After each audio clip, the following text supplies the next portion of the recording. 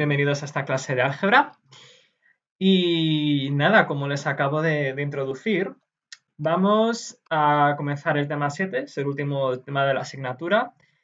Es un tema bastante breve, lo vamos a ver en 4 horas de clase, vamos a hacer ejercicios y demás, pero bueno, me hubiera gustado verlo con un poco más de profundidad, porque lo que vamos a ver hoy es una introducción a un campo que son las ecuaciones diferenciales que durante toda vuestra vida académica vais a utilizar muchísimo y que son tan importantes en la ingeniería y la física y demás. Pero bueno, haremos hasta donde nos dé tiempo. Y nada, lo que voy a hacer es primero enseñarles un resumen que hice yo en esta pizarra de lo que es el tema 7, ¿vale? Esta imagen condensa, perdón, esta imagen condensa la teoría fundamental de este tema, ¿de acuerdo? Entonces, bueno, mi idea es, como vamos a ir rápido con la teoría, para no entretenernos mucho, voy a hacer las 2 clases que quedan con presentaciones, con las presentaciones del tema 7. Y bueno, os enseñaré también algunos de los resultados más importantes que están en esta imagen, ¿vale? Definiciones, propiedades, etcétera, métodos de resolución. Y de forma inmediata ya comenzaremos ejercicios, ¿de acuerdo? Así que nada, vamos a comenzar con la teoría del tema 7, que se llama algunas aplicaciones del álgebra lineal, pero bueno, lo que vamos a ver en este tema es cómo aplicar el álgebra lineal y en particular la diagonalización de matrices para resolver sistemas de ecuaciones diferenciales lineales, ¿vale? Vamos a comenzar con una introducción muy simple, muy simple, muy sencilla y bastante amena de qué son las ecuaciones diferenciales y para qué sirven, ¿de acuerdo? Bueno, lo primero que tenéis que tener en mente es que las ecuaciones diferenciales son básicas en una gran cantidad de modelos y de cálculos de física y de ingeniería. Las ecuaciones diferenciales aparecen muchísimo y el problema de resolver un sistema de ecuaciones diferenciales o una ecuación diferencial aparece un montón. ¿Por qué? Pues porque este tipo de ecuaciones son ecuaciones que lo que hacen es representar cómo evolucionan en el tiempo o en el espacio, ¿vale? También hay ecuaciones diferenciales en el espaciales, no solo temporales, cómo evolucionan una o varias variables físicas, es decir, nosotros tenemos un modelo físico, partimos un modelo físico, por ejemplo, se me está ocurriendo un modelo meteorológico. De ese modelo meteorológico extraemos un sistema de ecuaciones bastante complejo que nos dice cómo evoluciona en el tiempo y cómo evoluciona en el espacio, es decir, en las diferentes posiciones del planeta, la temperatura o la presión atmosférica, etc. Y nuestro objetivo es, con unas condiciones iniciales y espaciales determinadas, resolver esas ecuaciones. Cuando nosotros resolvemos unas ecuaciones diferenciales, lo que estamos nosotros haciendo es encontrar una función f de x que satisfaga esas ecuaciones. Por ejemplo, si es una función en el tiempo, entonces estaremos hallando una f de t, ¿de acuerdo? Una función en el tiempo que nos muestra pues, cómo varía una cierta magnitud física, como por ejemplo la temperatura, la presión, etcétera, a lo largo del tiempo, ¿de acuerdo? Ese es el objetivo cuando resolvemos sistemas de ecuaciones diferenciales o ecuaciones diferenciales en general. ¿Qué vamos a ver en este tema? Pues es un tema introductorio, ¿de acuerdo? Así que simplemente vamos a ver... Sí. Ah, pues espera. Comparto pantalla. Vale, ahora. Entonces, lo que yo os estaba mostrando, aquí está, ¿vale? Era esta diapositiva, ¿de acuerdo?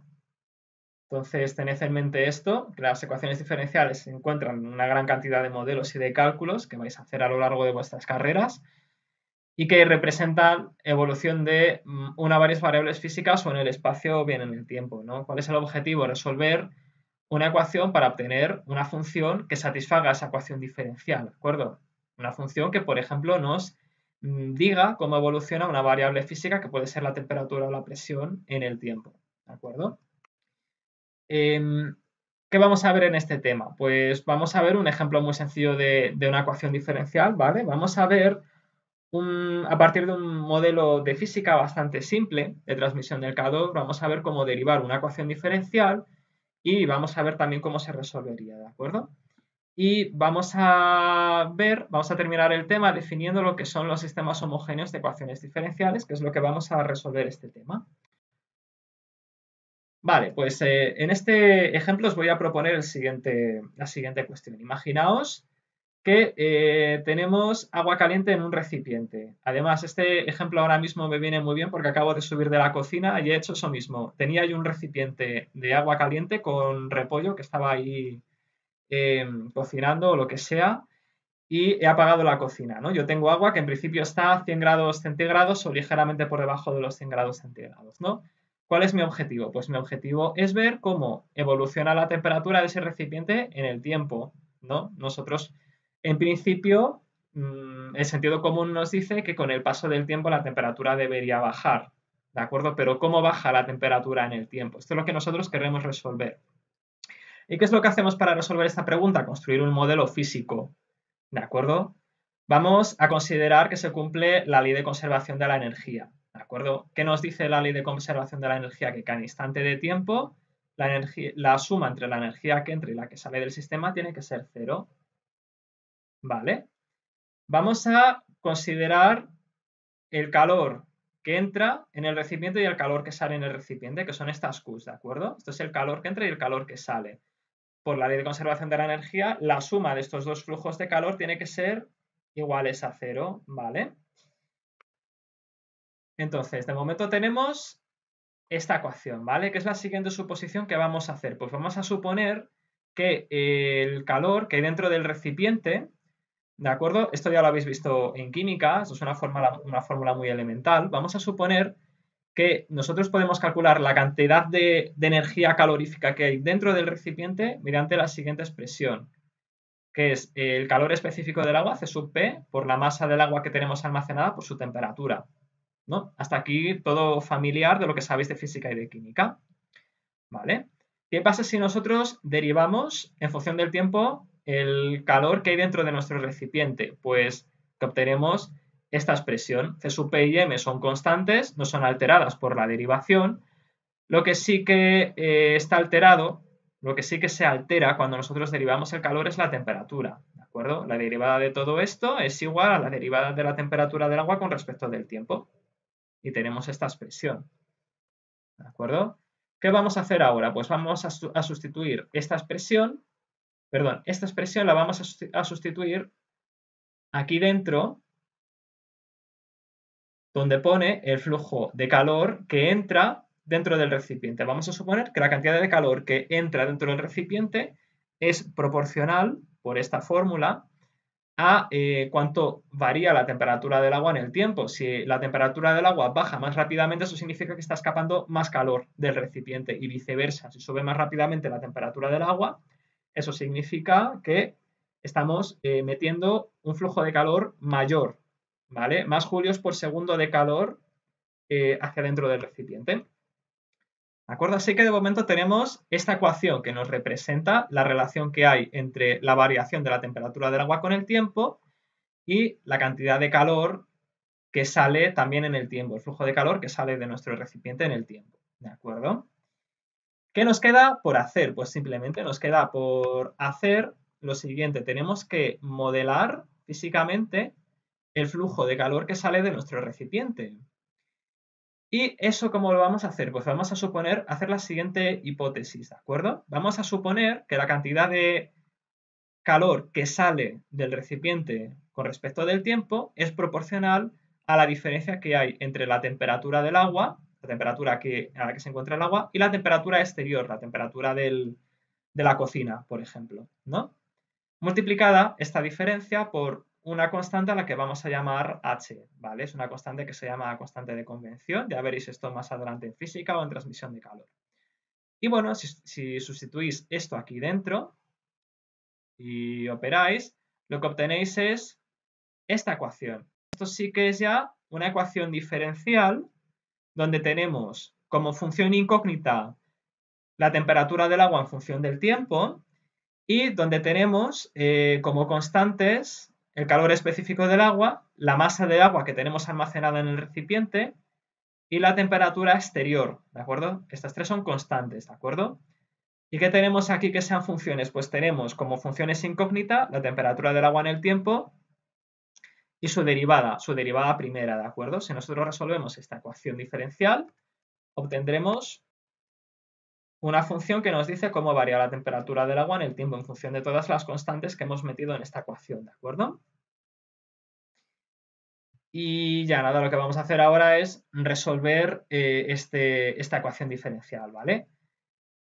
Antes de preguntar dudas, ¿vale? Esto no parece que no estamos haciendo álgebra, pero luego vamos a ver que los sistemas con los que vamos a trabajar en este tema tienen esta forma. Lo que pasa es que en vez de querer calcular una única función, como son sistemas, vamos a calcular varias funciones solución, ¿de acuerdo? Vamos a tener varias ecuaciones de este tipo con varias funciones incógnita, ¿de acuerdo? Todas ellas lineales, encadenadas una tras otra, y tendremos que encontrar el conjunto de todas las funciones que cumplen simultáneamente todas esas ecuaciones, ¿no? Al igual que hacemos con los sistemas de ecuaciones lineales, ¿de acuerdo? ¿Hasta aquí alguna duda, alguna cuestión? Es todo bastante conceptual hasta ahora, ¿de acuerdo? Entonces, ¿qué vamos a hacer ahora? Vamos a resolver esta ecuación, ¿de acuerdo? Este sistema de ecuaciones diferenciales. Para simplificarlo, vamos a suponer que la temperatura exterior es igual a 0, ¿de acuerdo?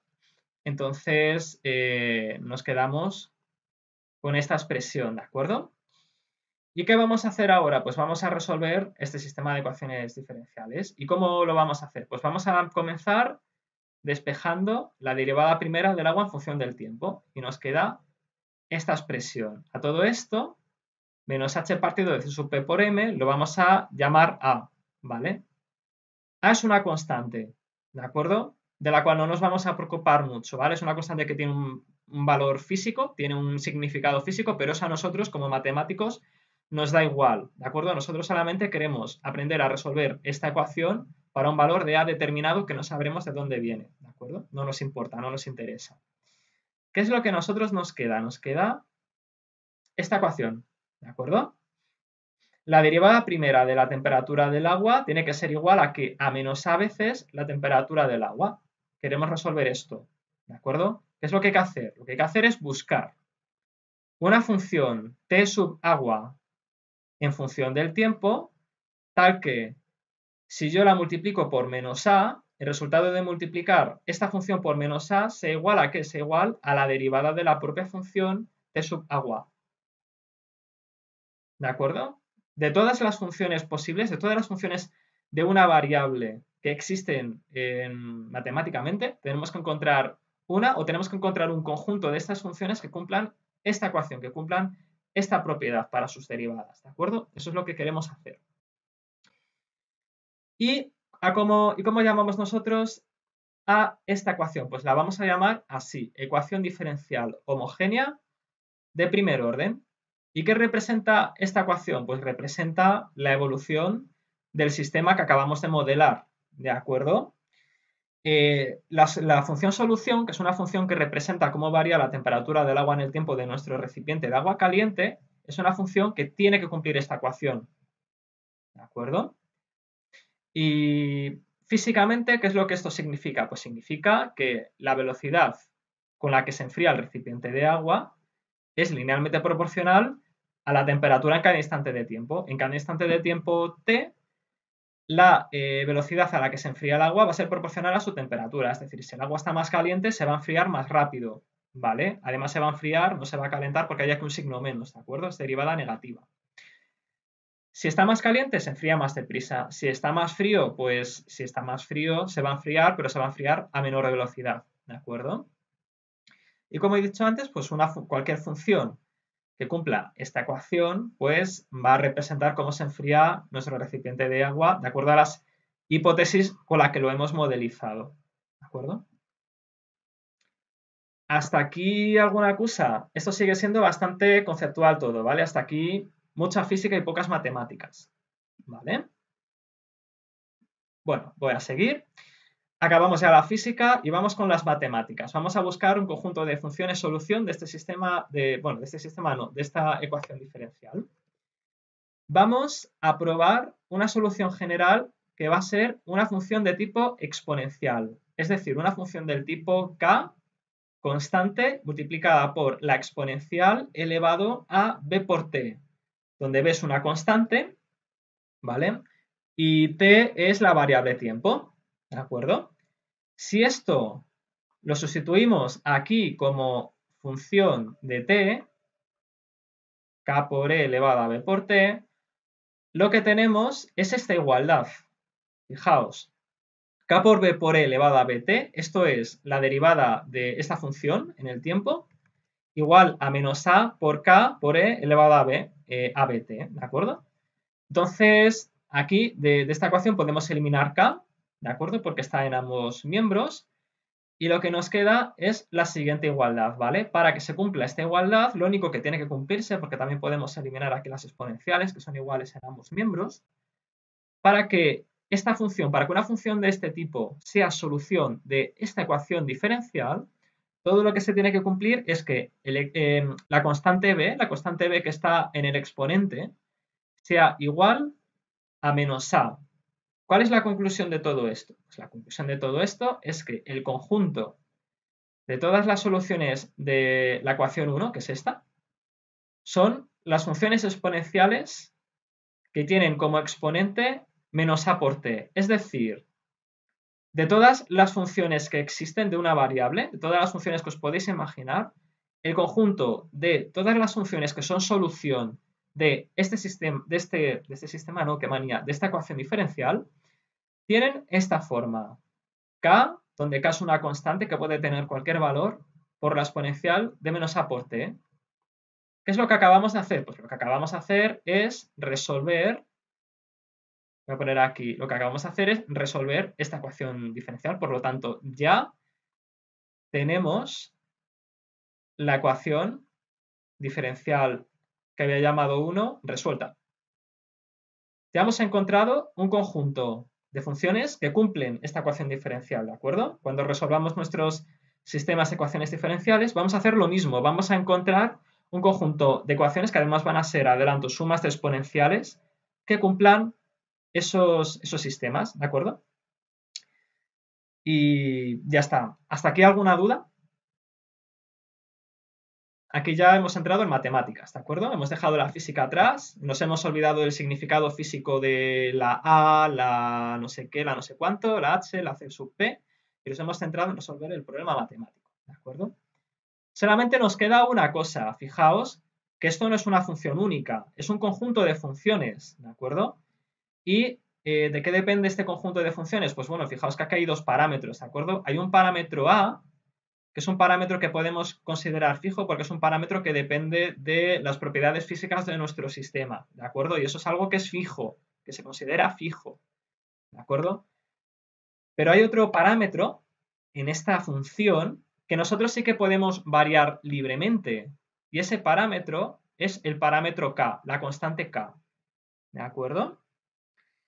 Obviamente, si nosotros tenemos un recipiente de agua y lo dejamos enfriar, se enfríe aquí o se enfríe en otra casa o se enfríe en donde sea, ese recipiente, si la temperatura exterior es igual y las condiciones ambientales son iguales, se va a enfriar siempre igual. Por lo tanto, la lógica nos dice, el sentido común nos dice que para nuestro problema, esta K tiene que ser única. Es imposible que un recipiente de agua que se está enfriando desde la misma temperatura y bajo las mismas condiciones ambientales se enfríe de maneras diferentes en sitios diferentes. Eso es imposible, ¿de acuerdo? Por lo tanto, ¿cuál es el único problema que nos queda ahora por resolver? Pues encontrar una constante k que haga que esta función sea una función que resuelva nuestro problema, ¿de acuerdo? He encontrado un conjunto de funciones que cumple esta ecuación diferencial, pero de todas ellas ahora tengo que encontrar una función que resuelva nuestro problema concreto, ¿vale? Entonces, voy a pasar diapositiva. Entonces, ¿de qué va a depender el valor de la constante k? Que es lo último que nos queda por calcular. Pues dependerá, fijaos bien, de la temperatura inicial del agua almacenada. la temperatura del agua en el instante cero, ¿de acuerdo? Eso lo voy a demostrar, bueno, aquí está demostrado, pero yo lo voy a hacer aquí arriba para que me sigáis mejor, ¿vale? Nosotros tenemos que la temperatura en función del tiempo es igual a una constante K por E elevado a menos A por T. Ahora, voy a suponer yo que en el instante de tiempo T igual a 0, yo conozco a qué temperatura se encuentra el agua. Por ejemplo, el agua del recipiente que tenía en la cocina, imaginaos que yo sabía que se encontraba a 95 grados centígrados, ¿vale? Esa es nuestra T sub 0. Ahora, gracias a esa información, nosotros podremos despejar la K y podremos concretar una función que represente para nuestro caso concreto, nuestro modelo físico concreto, cómo va a variar en el futuro la temperatura del agua con el tiempo. ¿De acuerdo? ¿Y cómo hacemos esto? Pues sustituyendo T igual a 0. Donde pone T ponemos 0 y nos queda T sub T de 0 igual a K por E elevado a menos A por 0. T igual a 0 menos A por 0. E elevado a menos A por 0 es elevado a 0 que es igual a 1. Por lo tanto, ¿qué es lo que nos queda? Que la constante K va a ser precisamente igual a la temperatura del agua en el instante 0. Eso es lo que nosotros tenemos aquí. ¿De acuerdo? La constante K igual a la temperatura del agua en el instante 0, que es algo conocido. ¿De acuerdo? Son las condiciones iniciales del sistema que nosotros conocemos. ¿De acuerdo? Por tanto, finalmente podemos representar cómo varía la temperatura del agua según esta exponencial negativa. Y tenemos aquí la solución definitiva a nuestro problema físico, el problema de calcular cómo varía la temperatura del agua en el tiempo. ¿Alguna duda, alguna cuestión? Hasta aquí. Vale, entonces, ¿qué vamos a hacer ahora? Bueno, lo que voy a hacer aquí es enseñaros una representación gráfica, ¿de acuerdo? De cómo es esta función, ¿vale? De cómo varía esta función en función del tiempo, ¿de acuerdo? Entonces aquí lo que hago es suponer diferentes valores para los parámetros, cada curva es una pareja de valores para los parámetros. La curva azul, por ejemplo, representa esta función en función del tiempo cuando la temperatura inicial son 100 grados y la constante A es igual a 1. Entonces fijaos cómo baja la temperatura en el tiempo. Fijaos que cuando el tiempo se hace infinito, la temperatura no se hace cero, sino lo que va a hacer la temperatura, como es una exponencial negativa, es converger a cero, pero sin hacerse nunca cero. ¿De acuerdo? En el límite sí que es igual a cero, pero nunca llega a hacerse cero completamente. ¿Vale? Entonces, ahora, si nosotros consideramos una temperatura más baja de 60 grados, por ejemplo, o de 60, ¿vale? No hay unidades aquí, estos 60 secas. Entonces, lo que tenemos aquí es en el instante inicial una temperatura de 60, pero veis que ahora la variación de temperatura es más lenta, ¿de acuerdo? Si en el instante inicial teníamos menos temperatura, la temperatura va a bajar, va a converger a cero también, pero de forma más lenta, ¿vale? ¿Y qué pasa cuando la constante A la bajamos de 0,5? Bueno, pues físicamente esta constante lo que representa es la velocidad a la que se escapa el calor del recipiente.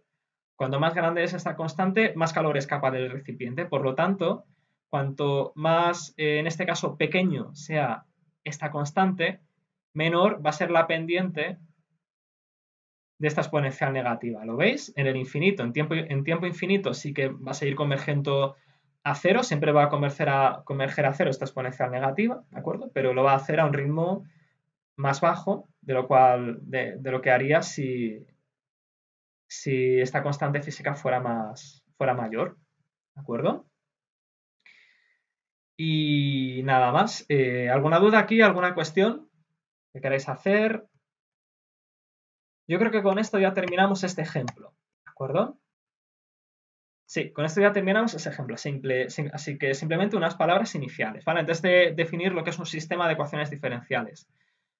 ¿Qué tenemos aquí? Esto es una ecuación en una única variable física que es la temperatura en función del tiempo. Aquí solamente tenemos una variable, ¿de acuerdo? ¿Qué es lo que estamos haciendo? Estamos definiendo esa variable en función de sus derivadas primeras en función del tiempo, ¿de acuerdo? A través de una constante, que en este caso es igual a menos a. ¿Qué es lo que vamos a hacer ahora? Pues ahora lo que vamos a hacer es considerar que nuestro sistema físico, o lo que sea, en vez de tener una única variable física como la temperatura, pues tenemos varias variables físicas, que pueden ser la temperatura, la presión, yo qué sé, no se me ocurre nada más, etcétera, ¿de acuerdo? Todas ellas en función del tiempo, todas ellas en función del tiempo. Y lo que queremos hacer es, dada una relación entre todas esas variables y sus derivadas primeras, ¿vale? Queremos hallar un conjunto de funciones que cumplan esas ecuaciones y que representen, de acuerdo a esas ecuaciones, cómo varían esas variables físicas en el tiempo. Y esas relaciones las vamos a representar a través de los sistemas homogéneos de ecuaciones diferenciales, ¿vale? Con estos sistemas de ecuaciones diferenciales vamos a representar esas relaciones entre las variables físicas y sus derivadas primeras y resolviéndolos vamos a encontrar funciones que representen cómo varían esas variables en el tiempo, ¿de acuerdo? Para modelos con varias variables físicas, desde x sub 1 hasta x sub n, ¿vale? Donde n es el número de variables que tenemos en total, ¿vale?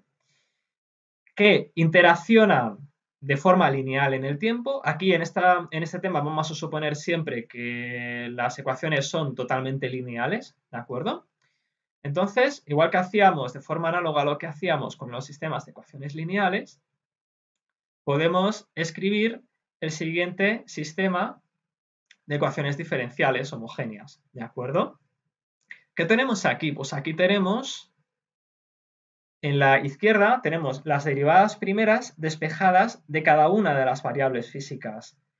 Y en cada fila, ¿qué es lo que tenemos a la izquierda? Pues en cada fila lo que tenemos a la izquierda es una combinación lineal de las diferentes variables físicas en el tiempo, de las diferentes funciones en el tiempo, desde x sub 1 hasta x sub n de t, con parámetros iguales a ciertos coeficientes, ¿de acuerdo? A sub 1, 1, a sub 1, 2, hasta a sub 1, n, ¿de acuerdo?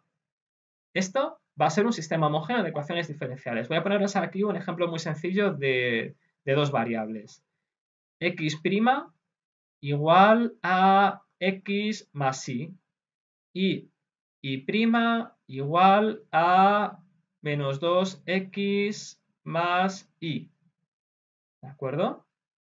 Donde pone x e y, siempre tened en mente que lo que tenemos aquí no son números fijos, sino son funciones, ¿de acuerdo? Aquí las incógnitas, a diferencia de un sistema de ecuaciones ordinario, no son números, sino que son funciones, ¿de acuerdo? Funciones en función de una variable que en este caso va a ser el tiempo, ¿de acuerdo? ¿Hasta aquí alguna duda? Bueno, vamos a suponer también en este tema que los coeficientes a sub i j van a ser siempre reales, ¿vale? Nosotros siempre vamos a trabajar con sistemas de ecuaciones homogéneos que son reales, lo cual no quiere, no quiere decir que en las soluciones vayamos a encontrar a la hora de resolver estos sistemas siempre números reales, ¿vale? Podemos encontrar también números cuando resolvamos estos sistemas que sean, que sean complejos en el sentido de que tienen partes imaginarias no nulas, ¿de acuerdo? Ya hablaremos de eso el próximo jueves, ¿vale? Si nosotros escribimos este sistema en formato matricial, igual que hacíamos con los sistemas de ecuaciones lineales, lo que tenemos es la siguiente notación. Vector x' de t igual a matriz A de coeficientes con todas las a's por vector x de funciones en el tiempo, ¿de acuerdo? Donde x es un vector que contiene las n funciones en el tiempo, ¿de acuerdo? Vector, fijaos, es un vector columna, ¿vale? Por defecto lo vamos a considerar un vector columna. Por ejemplo, voy a escribir este sistema en formato matricial, ¿de acuerdo? Si lo escribiese en formato matricial, escribiría primero el vector columna con las derivadas primeras de x y de y, ¿de acuerdo? Y después, a la derecha del igual, escribiríamos aquí una matriz de coeficientes con los coeficientes 1, 1, menos 2 y 1, multiplicada por un vector columna que contiene las funciones x e y, ¿de acuerdo? Hemos expresado este sistema en formato matricial, ¿vale? ¿Dudas, cuestiones aquí?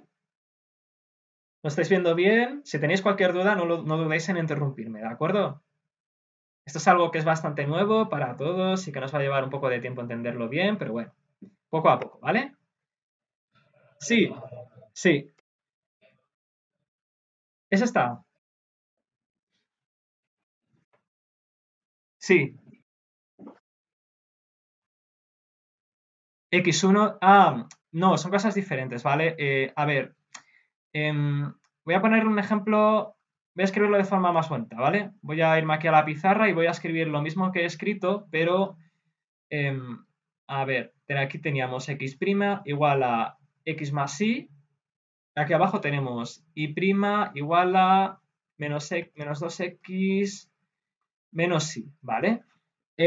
Sí, claro, yo he cambiado de notación, ¿de acuerdo? Es decir, donde antes escribía x1 y x2 en los apuntes, yo en el ejemplo he escrito x e y, ¿de acuerdo? Pero esencialmente es lo mismo, ¿vale? Lo que yo he escrito en el ejemplo como y equivaldría a x sub 2 de t. Y lo que he escrito como x equivaldría a x sub 1 de t. Y las x' y las y' serían, primero, la derivada primera de la x sub 1 en función del tiempo, derivada en el tiempo, y la derivada primera de x sub 2 en el tiempo. ¿Sí? De nada. Bueno, ya os adelanto que en los ejercicios os podéis encontrar cualquiera de las dos notaciones, ¿vale? Pero recordad, ¿vale? Los x sub 1, x sub 2, las x, las y representan funciones y las primas, tanto x sub 1', x sub 2' como x' y prima representan siempre las derivadas de estas funciones, ¿de acuerdo? Y nada, vale, entonces, más definiciones y más propiedades, ¿vale? Ya vamos a suponer que tenemos definido y tenemos comprendido lo que es un sistema homogéneo de ecuaciones diferenciales, ¿de acuerdo? Y a partir de ahora lo voy a escribir siempre y lo voy a anotar siempre mediante la notación matricial, ¿de acuerdo? Vector x' de t igual a por x de t, ¿vale? Si nosotros encontramos un vector x de t, vector de funciones, por ejemplo, perdón, he puesto aquí, por ejemplo, un vector formado por las funciones x de t, y de t, etcétera. Si nosotros encontramos un vector x tal que si nosotros multiplicamos este vector de funciones, vector columna, por la matriz A, ¿de acuerdo? Lo que nosotros obtendremos son las derivadas primeras de estas funciones, ¿vale? Multiplicándolas por la matriz A de coeficientes. Si encontramos un conjunto de funciones, una n-upla de funciones x de t que cumple esta ecuación, entonces decimos que este vector de funciones, todas estas funciones, constituyen una solución del sistema, ¿de acuerdo? Así que con esto ya definimos lo que es una solución del sistema. Es una n-upla de funciones, x de t, y de t, etcétera, que multiplicadas por a nos dan un vector con sus derivadas. ¿De acuerdo? Y bueno, aquí dice que es fácil de ver, pero no lo vamos a demostrar en detalle. Simplemente voy a mencionar que el conjunto, dado una ecuación diferencial fija, o sea, fijado un sistema homogéneo de ecuaciones diferenciales con una matriz A fija, fijada esta matriz A,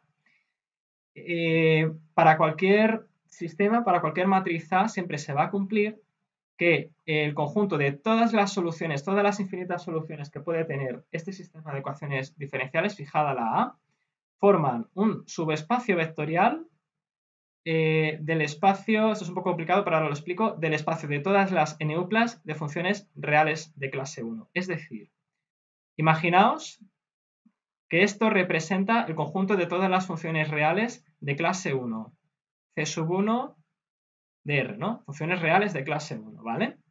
Entonces, ahora suponed que yo cojo de este conjunto, que forma un espacio vectorial también, por otra parte, imaginaos que yo cojo un subconjunto n de funciones, ¿no? Y con estas funciones construyo un vector, ¿de acuerdo? Y imaginaos que esas funciones que yo he cogido forman, cuando yo las junto en un vector, forman un vector solución de este sistema, ¿de acuerdo? Para una matriz A fija, imaginaos eso, ¿no?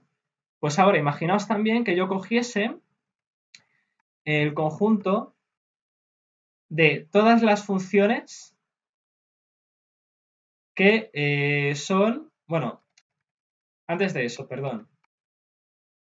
Entonces, ahora, suponed que yo defino el conjunto de todos los vectores, que voy a anotar así, C super 1 de R y entre paréntesis super N, ¿vale? Voy a utilizar esta anotación. Suponed que yo anoto con este símbolo el conjunto de todos los vectores de N funciones de clase 1, ¿de acuerdo? Por ejemplo, si N es igual a 2, un vector que pertenecería a este conjunto sería el vector elevado a x coseno de x. ¿Veis que tanto una componente como la otra componente de este vector transpuesta, ¿vale? Voy a considerar que son vectores columna. Tanto esta componente como esta componente son dos funciones continuas derivables una vez, ¿vale? Si las podemos derivar una vez, eso es lo que significa que sean de clase 1, recordad esto de cálculo.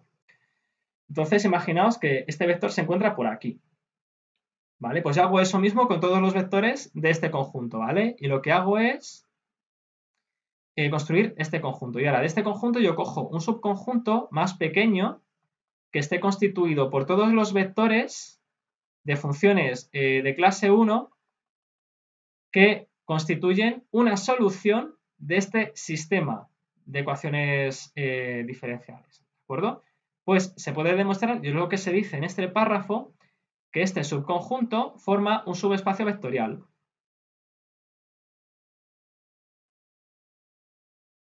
¿Subespacio vectorial de qué? Pues de este espacio vectorial, que es el espacio vectorial formado por todos los vectores, como este vector, de n funciones continuas y derivables.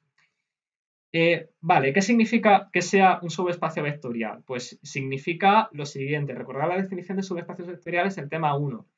Si nosotros cogemos dos elementos cualesquiera de un subespacio vectorial y hacemos una combinación lineal con ellos, es decir, los sumamos, los multiplicamos por unos coeficientes y los sumamos, lo que obtenemos es un elemento que también pertenece a ese subespacio vectorial. Y además otra propiedad de los subespacios vectoriales es que la función 0, es decir, el vector que contiene ceros, que contiene n funciones nulas, todas iguales a 0, ¿de acuerdo? También también está dentro de este subespacio vectorial, ¿de acuerdo? Esto se traduce en que si nosotros tenemos un vector x de funciones que sea solución de este sistema de ecuaciones diferenciales, cogemos otro, cogemos dos, ¿vale? Y los combinamos linealmente entre sí, hacemos una combinación lineal entre estos vectores, solución de este sistema. Lo que obtenemos, el vector que obtenemos también sería solución de este sistema de ecuaciones diferenciales, ¿vale? Todo ello para una A fija, una matriz A fija, ¿de acuerdo? Y eso es lo que cuento aquí, ¿de acuerdo? Entonces, nada, esto se resume en este teorema que nos dice que todas las soluciones de este sistema, ya lo veremos con ejemplos, todo esto lo vamos a ver más tarde con ejemplos, constituyen un subespacio vectorial de este espacio vectorial que hemos definido antes, ¿vale? Esto ya lo veremos con más calma ahora en el ejemplo que vamos a hacer después, ¿vale? Para que lo entendáis bien y ya está, ¿vale? Con esto ya casi terminamos este apartado. ¿Tenéis alguna duda, alguna cuestión? Bueno, entonces si de momento no hay cuestiones, entonces ya lo único que nos queda es hacer el análogo de lo que hemos hecho con el ejemplo que hemos tenido antes del recipiente a temperatura T que se enfriaba con el paso del tiempo, ¿de acuerdo? Vamos a hacer un análogo, ¿vale? Recordad que en aquel ejemplo, ¿vale? Nosotros teníamos la ecuación diferencial T' igual a menos A por T, ¿de acuerdo? Imaginad y acordaos también de que el conjunto de todas las funciones solución de esta ecuación diferencial tienen la forma K por E elevado a menos A por T, ¿de acuerdo? Entonces, lo que nos pasaba aquí, que era pues que había infinitas soluciones, había infinitas funciones T que cumplían esta ecuación diferencial, ¿de acuerdo? Eso también nos va a pasar con los sistemas de ecuaciones diferenciales, ¿de acuerdo? Como acabamos de decir, para un sistema fijo, con una matriz de coeficientes fija, vamos a tener un conjunto infinito de vectores solución, que además forman un subespacio vectorial, ¿de acuerdo? Cualquier combinación lineal de soluciones de este sistema nos va a dar otra solución de este sistema, ¿de acuerdo? Pero a nosotros en general no nos interesa el conjunto de todas sus soluciones, sino que nos interesa una única solución. De todas esas funciones solución, a veces nos interesa con quedarnos con una solución, ¿de acuerdo? ¿Cómo hacíamos eso con este ejemplo? Pues en este ejemplo lo que hacíamos era fijar la temperatura en el instante cero a un valor, ¿de acuerdo? Suponer que conocemos la temperatura en el instante cero y si hacemos esto y sustituimos, nos queda que la temperatura en el instante inicial es precisamente igual al parámetro K, ¿de acuerdo? La constante K. Pues ahora vamos a hacer el análogo a esto, pero en sistemas de ecuaciones diferenciales, ¿de acuerdo? De todos los infinitos vectores de funciones que pueden ser solución de este sistema, nos vamos a quedar con uno. ¿Y cómo vamos a hacer eso? Pues suponiendo que en el instante de tiempo t igual a 0, en el instante de tiempo inicial, nosotros conocemos los valores de todas las variables que hay en el vector x en el instante 0. Y a ese vector conocido lo llamamos x sub 0, que es un vector no de funciones, sino de n componentes reales. ¿De acuerdo? Por ejemplo, temperaturas, presiones que nosotros hemos medido con nuestros instrumentos en un instante de tiempo fijo. ¿De acuerdo? Eso es lo que hay dentro de este vector. Si esto es un sistema de predicción meteorológica, pues aquí lo que tendremos serán las medidas que hacemos en un instante de tiempo dado con los instrumentos que tenemos en la estación meteorológica. Y lo que nosotros queremos calcular, que es x de t, es cómo va a variar en el futuro, cómo van a variar en el futuro todas esas variables, cómo van a evolucionar con el tiempo en el futuro todas esas variables, suponiendo que en el instante cero conocemos los valores porque los hemos medido instrumentalmente. ¿Vale? En definitiva, ¿cómo vamos a llamar nosotros al problema de, para un sistema homogéneo de ecuaciones diferenciales, de calcular una solución, de las infinitas soluciones, una solución que en el instante de tiempo t igual a 0 tenga un valor determinado, tenga un x sub 0 determinado? Pues lo vamos a llamar problema de valores iniciales, ¿de acuerdo? Si nosotros conocemos las condiciones iniciales del sistema, es decir, si conocemos para t sub 0 esta x sub 0, entonces nosotros definimos este problema de valores iniciales que consiste en hallar, dado este sistema, con una matriz A fija, hallar una solución que cumpla que en t igual a 0 esa función, todas las variables que hay dentro de ese vector de funciones adopten los valores reales que hay en el vector x sub 0. Problema de valores iniciales, ¿vale? A veces se representa con las siglas PVI, ¿vale? A veces lo vais a ver así representado. ¿Dudas? ¿Cuestiones? ¿Aquí? Vale, entonces si no hay preguntas, esto es un pequeño resumen, ¿de acuerdo? ¿Qué representan las ecuaciones diferenciales? Pues representan la relación que hay entre un conjunto de variables físicas, la distribución de sus valores en el espacio o su evolución en el tiempo, ¿de acuerdo? ¿Qué representan los sistemas homogéneos de ecuaciones diferenciales lineales? Pues matricialmente lo que hacen es expresar la relación que hay entre un conjunto de variables físicas y sus derivadas en el tiempo, ¿de acuerdo? Siguiente cosa para recordar, que el conjunto de todas las soluciones posibles de cada uno de estos sistemas constituyen un subespacio vectorial, lo cual implica que si hacemos combinaciones lineales de soluciones cualesquiera de ellas, obtenemos otra solución, ¿de acuerdo? Y por último, si conocemos el estado de un sistema homogéneo en un instante inicial, definimos el problema de valores iniciales cuya solución es única, ¿de acuerdo? Es un único vector de funciones que indica cómo va a evolucionar este sistema en el tiempo, ¿de acuerdo? Pues ya está, con esto acabamos el 7.1 y si no hay dudas, lo que vamos a hacer es lo siguiente. Vamos a definir lo que es la exponencial de una matriz, que es un concepto que vamos a utilizar para calcular y resolver sistemas homogéneos de ecuaciones diferenciales mediante el método de la exponencial. Y voy a pasar a hacer un pequeño ejemplo de examen, ¿de acuerdo? ¿Dudas sobre el apartado 7.1 hasta aquí? Es un apartado muy teórico, muy conceptual.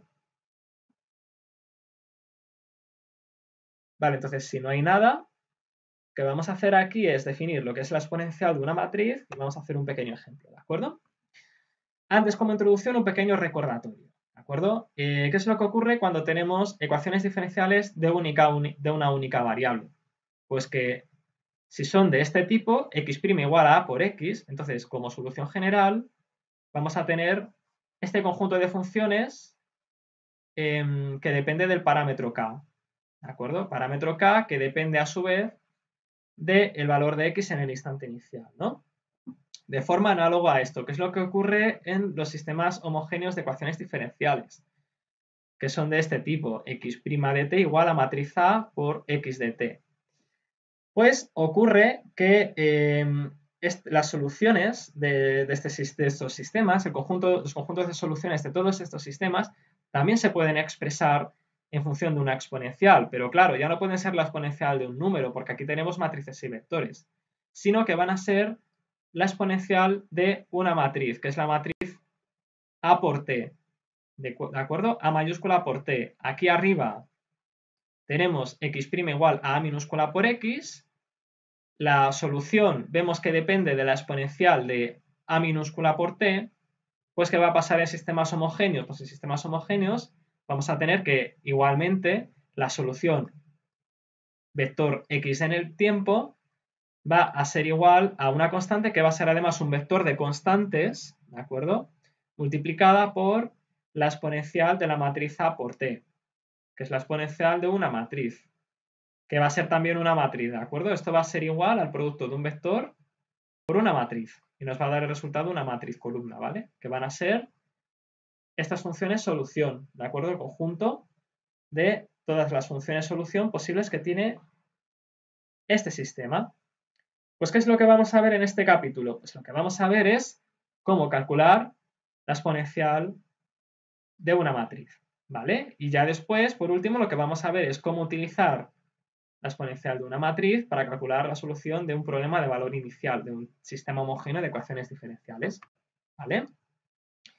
Bueno, entonces vamos a definir la exponencial de una matriz, vamos a ver sin demostrarla, simplemente las voy a mencionar por cuestiones de tiempo, las propiedades de una exponencial de una matriz. Y después vamos a ver dos casos especiales, dos casos concretos, que son la exponencial de una matriz diagonal, que es muy, muy sencilla de calcular, como vamos a ver, y la exponencial de una matriz que es diagonalizable. ¿De acuerdo?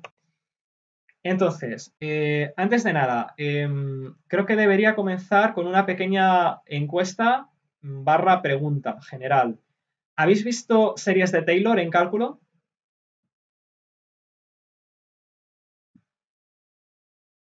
Con que una persona me diga sí o no, me basta. Bueno, entonces, da igual. Si no habéis visto series de Taylor, yo creo que las vais a ver muy pronto, ¿de acuerdo? Si no las estáis viendo ya, no las vais a ver ya esta semana.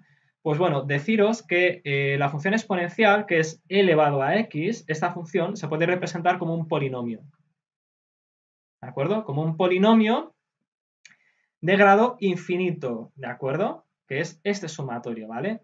Si yo hiciese la expansión de este sumatorio, lo que nos quedaría es que e elevado a x se quedaría expresado como el siguiente polinomio. 1 partido por 0 factorial por x elevado a 0 más 1 partido de 1 factorial por x elevado a 1 más 1 partido de 2 factorial por x elevado a 2 más etcétera, ¿vale? Lo cual es igual a 1 más x más 1 medio de x al cuadrado más 1 sexto de x al cubo, etcétera, ¿vale? Un polinomio que tiene un número infinito de términos, ¿de acuerdo? Y este polinomio representa la serie de Taylor de la función exponencial, ¿vale? ¿Qué es lo que vamos a hacer ahora? Pues ahora lo que nosotros vamos a hacer es recordar los polinomios de matrices, ¿de acuerdo? Recordad, si nosotros tenemos un polinomio, por ejemplo, x al cuadrado más x menos 1, si nosotros sustituimos la x por una matriz, lo que tenemos es un polinomio evaluado sobre una matriz, ¿de acuerdo? Por ejemplo, a al cuadrado más a menos 1. Esto era lo que nosotros llamábamos polinomios de matrices en el tema 5, ¿de acuerdo? Vamos a aprovechar esta definición de polinomio de una matriz para definir la exponencial de una matriz. ¿Qué es lo que vamos a hacer? Vamos a coger la expansión de Taylor de la exponencial de x y donde pone x vamos a poner la matriz A. ¿Y qué es lo que nos queda? Pues lo que nos queda es la siguiente definición de la exponencial de una matriz, que es todo esto, ¿de acuerdo? Es este polinomio que tiene infinitos términos que he escrito, perdón, en formato sumatorio, nos queda como esto, ¿vale? Nos queda así. Y esta es la definición de exponencial de una matriz, ¿vale? Es la serie de Taylor de la exponencial de x, pero evaluando este polinomio, esta serie de Taylor, sobre la matriz A, ¿de acuerdo? ¿Dudas? ¿Preguntas? Bueno, entonces voy a definir simplemente las propiedades más básicas que tiene la exponencial de una matriz. En primer lugar, esto lo que nos está diciendo es que para toda matriz A cuadrada compleja o real, este límite existe, es decir, para toda matriz cuadrada existe una exponencial, ¿vale? Toda matriz tiene una exponencial. Otra propiedad es que si A y B son matrices que conmutan significa que A por B es igual a B por A. Entonces se cumple esta propiedad. Otra propiedad es que si nosotros tenemos una matriz A y calculamos su exponencial, la exponencial de A, ¿de acuerdo?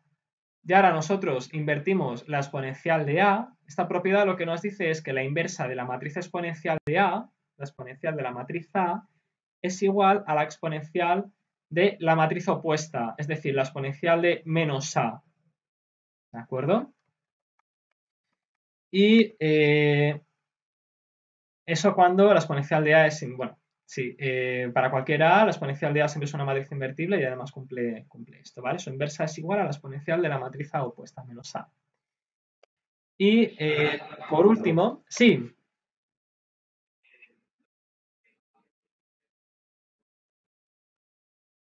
sí,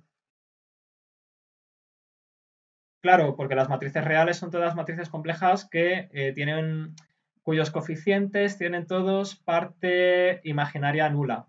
Exacto. Es para generalizarlo aún más, ¿vale? Nosotros podríamos decir simplemente, como solamente vamos a trabajar en este tema con matrices reales, podríamos decir simplemente que el límite, que la exponencial existe para toda matriz real, pero bueno, si lo generalizamos, podemos decir que existe para toda matriz compleja, que es mucho más general, ¿vale? De nada. Sí, sí.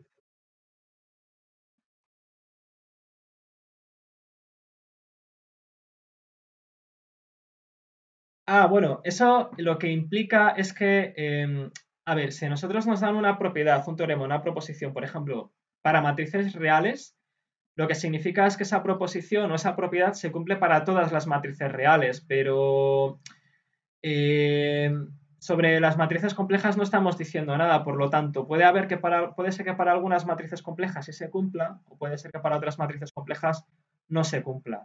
¿De acuerdo?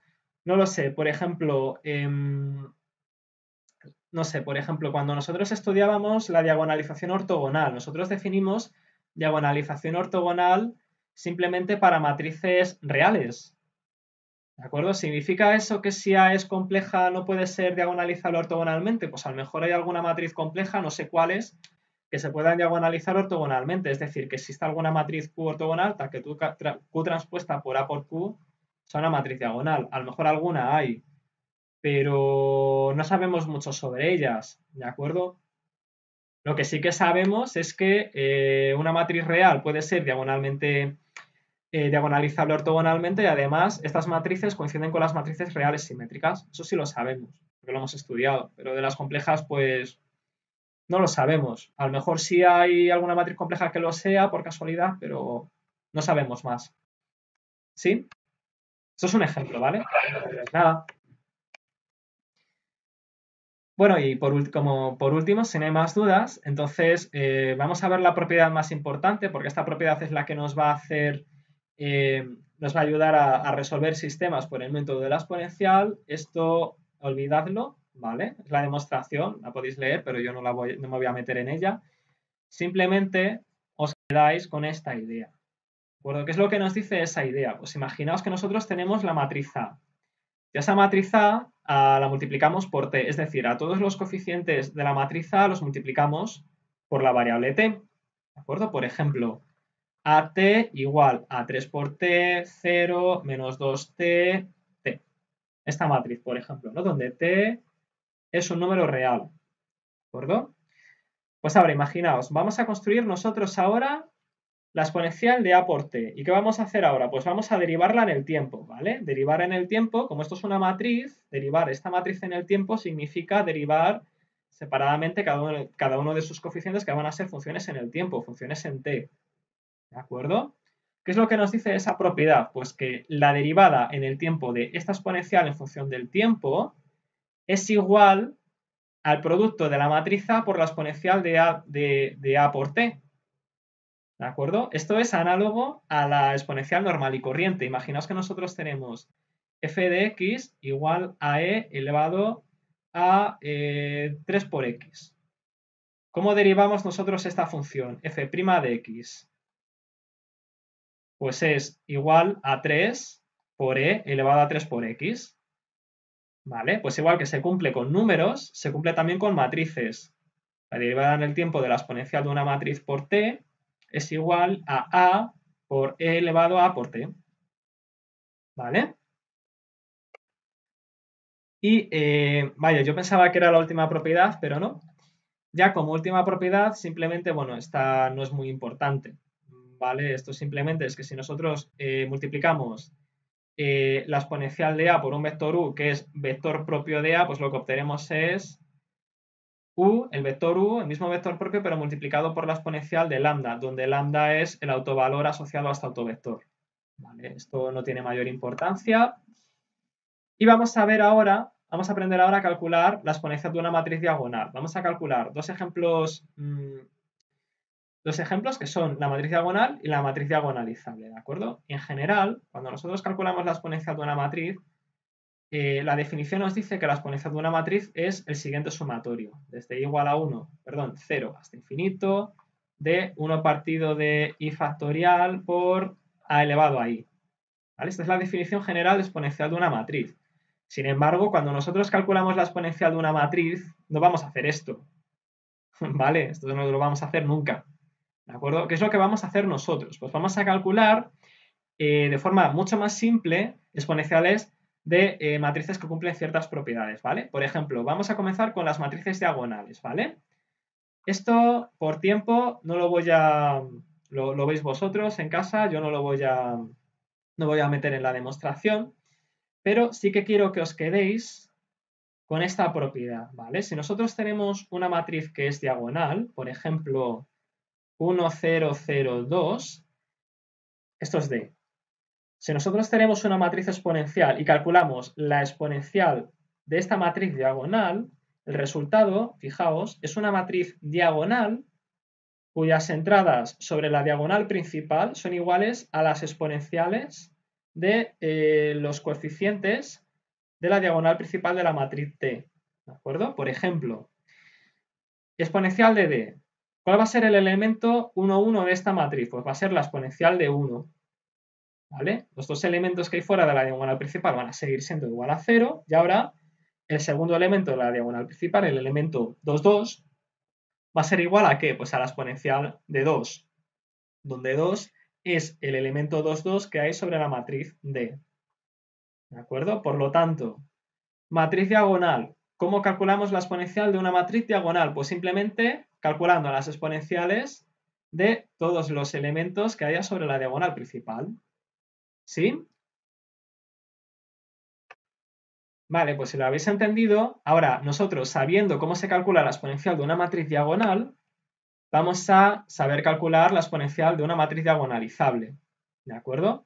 Suponed que nosotros tenemos una matriz A que se puede diagonalizar, ¿no? Recordad, si la matriz A es diagonalizable, ¿qué es lo que eso significa? Pues que existe una matriz P de cambio de base compleja e invertible, tal que el producto P-1 por A por P es diagonal. Por lo tanto, si A es una matriz diagonalizable y P es una matriz que diagonaliza esa matriz, y D es una matriz formada por autovalores de la matriz A, que es semejante a A, entonces nosotros podemos despejar A como P por D por P menos 1, ¿de acuerdo? Simplemente despejando de la expresión P menos 1 por A por P igual a D, despejando A, ¿de acuerdo? Pues ahora, ¿qué hacemos aquí? Pues ahora aquí lo que hacemos es calcular la exponencial de A utilizando la misma definición de series de Taylor que vimos antes, pero en vez de poner A, ¿qué es lo que vamos a poner? Vamos a poner P por D por P menos 1. ¿Y qué es lo que nos queda? ¿Cómo nos queda el resultado? Pues nos queda muy simple. La exponencial de una matriz diagonalizable nos queda simplemente igual a P por este término que es igual a la exponencial de la matriz D, ¿vale? Donde D es la matriz formada por los autovalores de la matriz A, por P menos 1. Conclusión, si A es diagonalizable, ¿cómo podemos calcular la matriz A? Pues mediante la siguiente expresión. P por la exponencial de la matriz D, que es una matriz diagonal con todas las exponenciales de todos los autovalores a la matriz A, por P menos 1, donde, repito una vez más, las lambdas son los autovalores de la exponencial de A, bueno, esto está mal, son los autovalores de A, esto es una errata, ¿vale? Y donde P es una matriz cualquiera que diagonalice la matriz A, ¿vale? ¿Dudas? Sí, sí.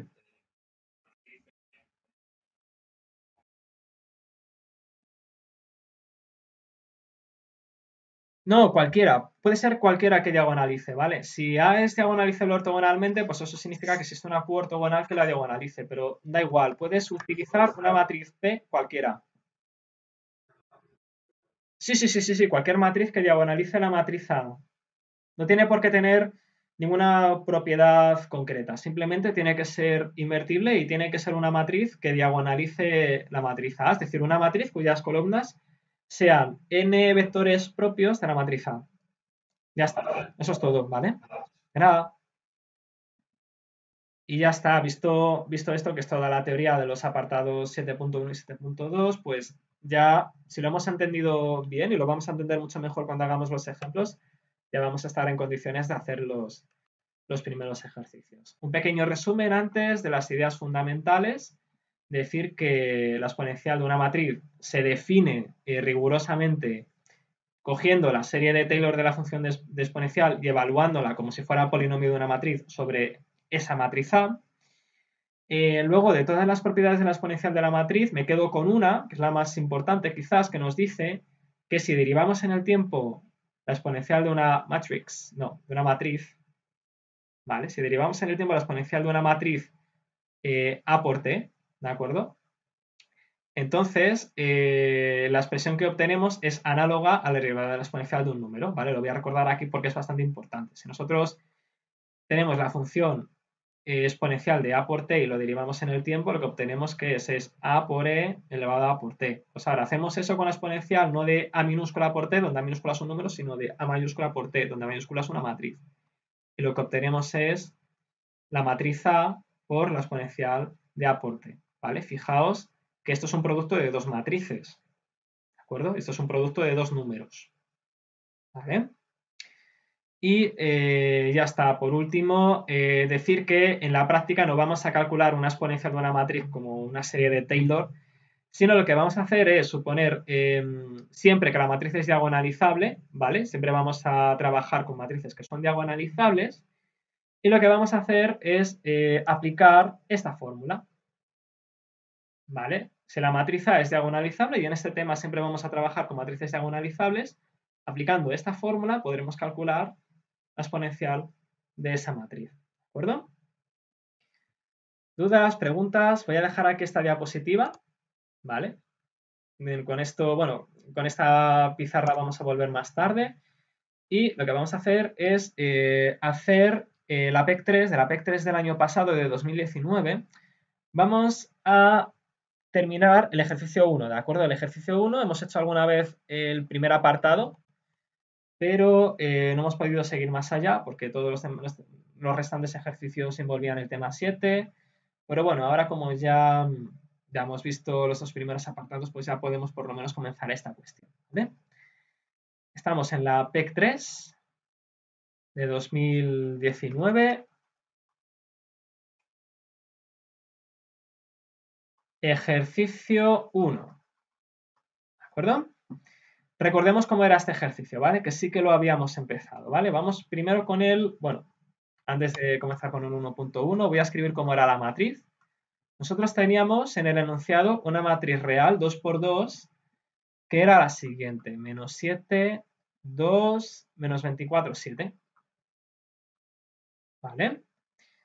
Y ahora, lo primero que nos preguntaban en el apartado 1.1, esto ya lo hicimos en su momento, era que calculáramos una matriz P que diagonalizara la matriz A tal que la matriz D tuviese como primer elemento el autovalor más pequeño y como último elemento, como segundo elemento, el autovalor más grande. ¿De acuerdo? Si hacíamos eso, nos salía una matriz P, bueno, hay infinitas soluciones, ¿de acuerdo? Simplemente si multiplicamos, recordad, si nosotros multiplicamos las dos columnas por números cualesquiera, obtenemos una matriz P diferente que también diagonaliza la matriz A, ¿de acuerdo?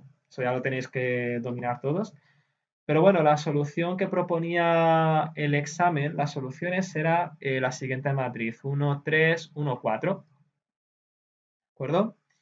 Y ahora, como esta matriz tiene como autovalores menos 1 y 1, pues si nosotros hacemos P menos 1 por A por P, obtendríamos la matriz diagonal menos 1, 0, 0, 1. ¿De acuerdo? Esto ya lo habíamos hecho nosotros, ¿vale? En alguna otra clase.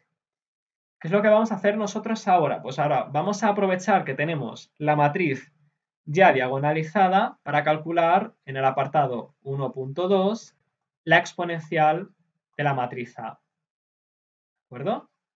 Eso es lo que vamos a hacer ahora, calcular la exponencial de la matriz A.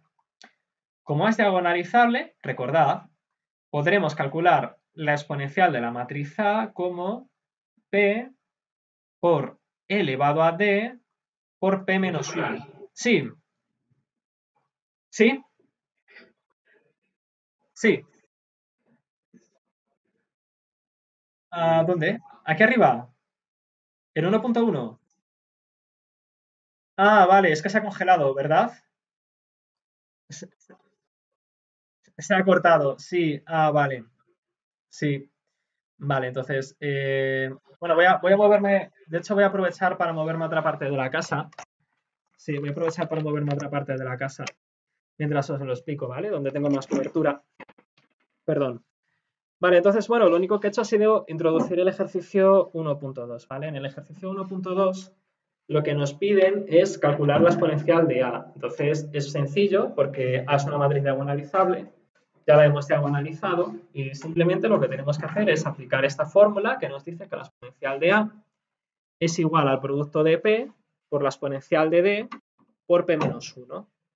¿Qué es P? Pues P es una matriz que diagonaliza la matriz A, mientras que D es una matriz diagonal formada por autovalores a la matriz A en el mismo orden en el que aparecerían si hiciéramos el producto P menos 1 por A por P.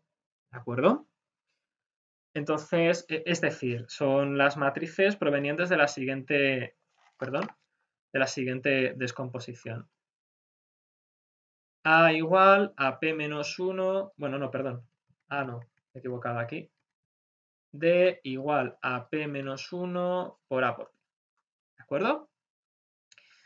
P y P menos 1, bueno, P la conocemos.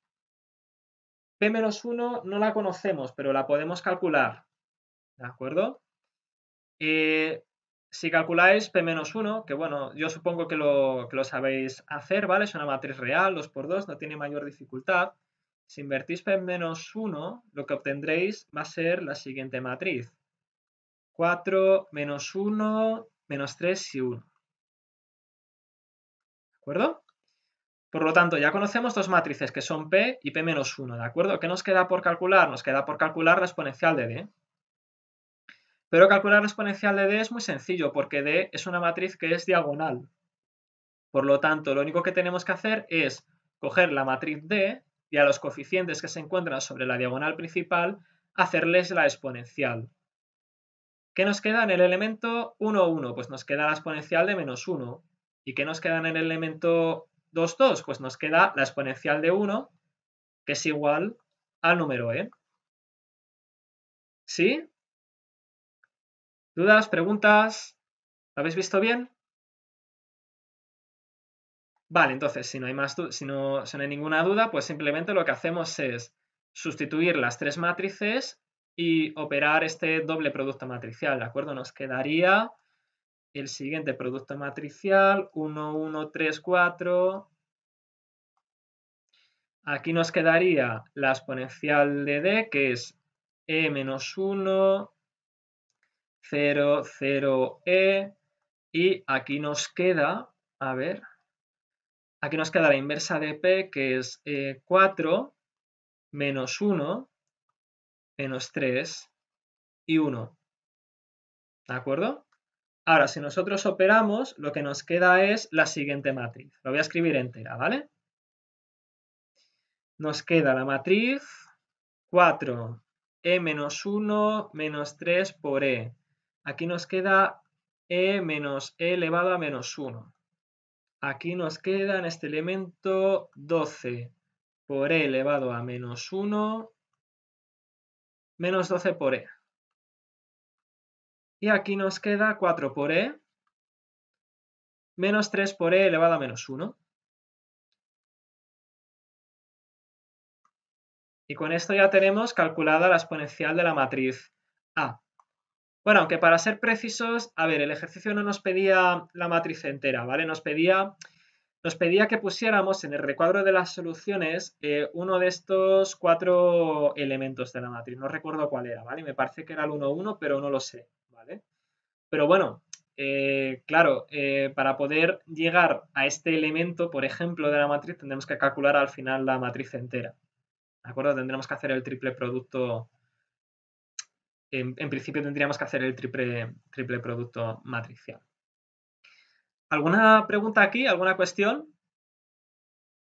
Entonces, ya veis aquí cómo se calcula la exponencial de una matriz suponiendo que es diagonalizable. ¿De acuerdo? Que es el caso más sencillo. Bueno, el caso más sencillo es cuando es diagonal, pero el segundo más simple es cuando es diagonalizable. ¿Sí? ¿Alguna cuestión? Bueno, vale. Entonces, ¿sí? Ah, vale. A ver, la solución. Voy a abrir las cuestiones. A lo mejor así es mejor cómo se responde a este ejercicio. A ver, que va a tardar un poco. Vale, es esto, ¿vale?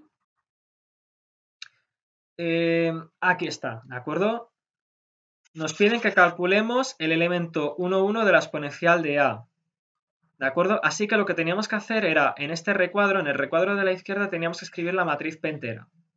Y en el recuadro de la derecha, lo que tenemos que hacer es escribir el primer elemento de la matriz exponencial de A, que es 4 por e elevado a menos 1 por menos 3 por e. ¿De acuerdo? Entonces, si volvemos a... Era así como había que responderlo. Entonces, aquí si volvemos a la matriz exponencial de A que hemos calculado, pues tenemos que lo que tenemos que poner en la solución es este primer elemento, ¿vale? 4 por e menos 1 menos 3 por e. ¿Vale? ¿Más preguntas? Bueno, entonces, si no hay más preguntas, lo que voy a pasar es a la siguiente parte de este ejercicio, del ejercicio 1 de esta PEC, donde ya nos preguntan, ya nos piden que resolvemos mediante conocida la exponencial de la matriz A, que resolvamos el siguiente problema de valor inicial, ¿de acuerdo? El problema de valor inicial es este, tenemos que encontrar una función x de t, o mejor dicho, tenemos que encontrar un vector de funciones x de t, tal que si lo derivamos una vez respecto del tiempo, lo que obtengamos sea igual al producto de la matriz A por el vector x de t, ¿vale? Y además, en el instante 0, estas funciones, al ser evaluadas en el instante 0, tienen que ser los resultados iguales a 1 para la primera función y a 0 para la segunda función de este vector, ¿de acuerdo? Es decir, el vector x evaluado en 0 tiene que ser igual al vector 1, 0, ¿de acuerdo? Esto es lo que tendríamos que hacer a continuación, pero antes de hacer esto vamos a ir otra vez a la teoría Vamos al apartado 7.3, vamos a ver el método de la exponencial para resolver sistemas de ecuaciones lineales. Y una vez vista la teoría, pues vamos a volver a este ejercicio y vamos a terminar de resolver este sistema, ¿de acuerdo? Entonces, volvemos a la teoría, apartado 7.3. Antes de nada, una pequeña introducción, ¿de acuerdo? Bueno, esto tenía pensado verlo con más... Lo que cuento aquí es más algo que tengo pensado contaros el próximo jueves, ¿de acuerdo? Así que vamos a pasar directamente...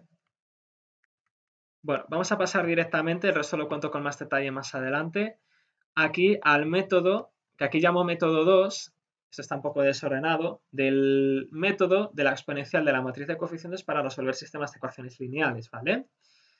¿De dónde partimos nosotros? Pues partimos del mismo sitio de siempre, el sistema de ecuaciones diferenciales homogéneas x' de t igual a A por x de t, ¿de acuerdo? ¿Qué vamos a hacer nosotros? Pues donde pone x de t, vamos a suponer, igual que hicimos con la ecuación x' igual a menos a por t, vamos a suponer una solución x de t que es igual a una exponencial, ¿de acuerdo? Que es igual a una exponencial.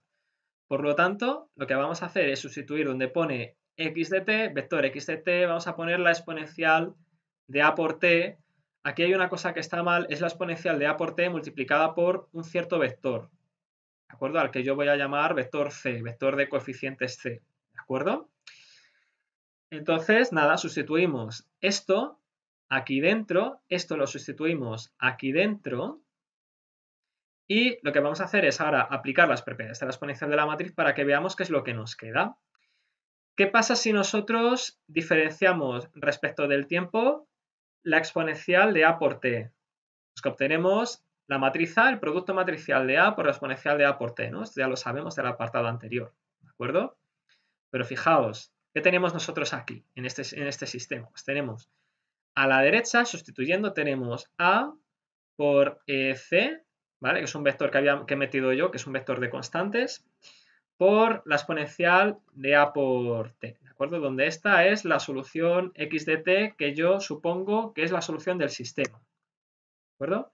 ¿Y qué tenemos aquí? Pues aquí tenemos la derivada en el tiempo de c por e elevado a por t. Pero ¿cómo es la derivada respecto del tiempo de la exponencial de a por t? Pues la derivada respecto del tiempo de eso es precisamente igual a por e elevado a por t, ¿de acuerdo? Bueno, la c se nos queda aquí también, ¿vale? Pero esta c se va con esta c y nos queda que sea cual sea el valor de este vector, sea como sea el vector de constantes, ese vector de constantes c, que ya veremos más adelante cómo se calcula, lo que nos queda es que la solución general de un sistema de ecuaciones diferenciales se puede expresar en función de la exponencial de la matriz de coeficientes A, ¿de acuerdo? Sí, no, lo estoy comenzando ahora, lo que he dado antes es el 7.1 y 7.2. ¿Por? De nada. No, no, no, lo he empezado ahora. Es que no lo voy a dar entero hoy. Voy a dar simplemente la parte de resolución de sistemas por exponencial de la matriz de coeficientes, ¿vale? Me he saltado un buen trozo del apartado 7.3, pero vamos a volver a todo ello el próximo jueves. Nada, entonces, vale, entonces nosotros, ¿qué tenemos? Que cualquier solución de este sistema la vamos a poder escribir siempre en su forma más general de esta forma. X de t igual a la exponencial de la matriz A por t, ¿de acuerdo? Que va a ser una matriz cuyos términos dependan de t, ¿de acuerdo? Cuyos coeficientes se encuentren en la variable t, multiplicado por un vector c, vector columna, de coeficientes escalares. Y ahora podréis adivinar lo que os voy a preguntar ahora. Y este vector c, que en principio puede ser cualquier vector columna de n componentes, este vector, ¿qué valores va a tener este vector? Pues como podéis adivinar, ese valor, este vector, precisamente el valor que va a tener va a depender de los valores iniciales de x, del vector de funciones x, cuando t sea igual a 0, en el instante inicial, ¿de acuerdo? Lo vamos a ver aquí adelante. Vale, fijaos. ¿Qué pasa si nosotros conocemos en el instante t igual a 0 el valor de x, el valor del vector de funciones x? Perdón, no era eso lo que quería escribir, es esto lo que quería escribir. Vale, pues fijaos lo que ocurre, ¿no? Nosotros tenemos x' igual a e elevado a por t por c, pues sustituyendo x en 0 es igual a la exponencial de a por t por c.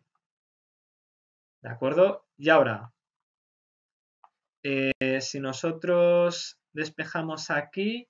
Ah, vale, perdón, claro, ya que decía yo que esto me quedaba raro. Donde pone t tenemos que poner 0, ¿vale?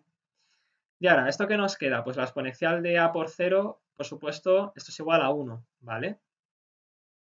Esto sería igual a la exponencial de la matriz 0, que es igual a 1, ¿vale? Igual que la exponencial de 0 del número real 0 es igual a 1, ¿de acuerdo? Bueno, más concretamente esto nos quedaría igual a la matriz identidad, ¿de acuerdo? Perdonadme. Y esto, al final, lo que nos queda es x en t igual a 0, nos queda igual a la matriz identidad y, que es la exponencial de 0, de la matriz 0, la matriz de coeficientes nulos, multiplicado por c. Es decir, ¿a qué va a ser igual el vector columna de coeficientes c? Pues va a ser igual precisamente al vector x en t igual a 0. Y con esto tenemos que, conocidas las condiciones iniciales de nuestro problema de valor inicial, tenemos ya totalmente definida cuál va a ser la función solución de nuestro sistema, ¿de acuerdo? En general, todas las soluciones de este sistema a x' igual a x van a tener la forma exponencial de at por c, pero si tenemos condiciones iniciales conocidas, podremos fijar esta constante c y nos queda que x de t va a ser igual a la exponencial de a por t por x en el instante t igual a 0. Perdón, no se ve. Aquí. ¿Sí? ¿Dudas? ¿Cuestiones? Pues esto es precisamente lo que vamos a aplicar nosotros para resolver lo que nos queda del ejercicio 1 de la PEC 3 del año pasado, ¿de acuerdo? ¿Qué es lo que nos piden ahora? Pues recordad, lo que nos piden es que resolvamos un problema de valor inicial. Nos van a dar el siguiente problema de valor inicial, que voy a escribir con las siglas PVI. Tenemos que resolver el siguiente sistema de ecuaciones diferenciales homogéneas, x de t igual a por x de t, siendo las condiciones iniciales las siguientes. X en t igual a 0 tiene que ser igual al vector 1, 0. ¿De acuerdo?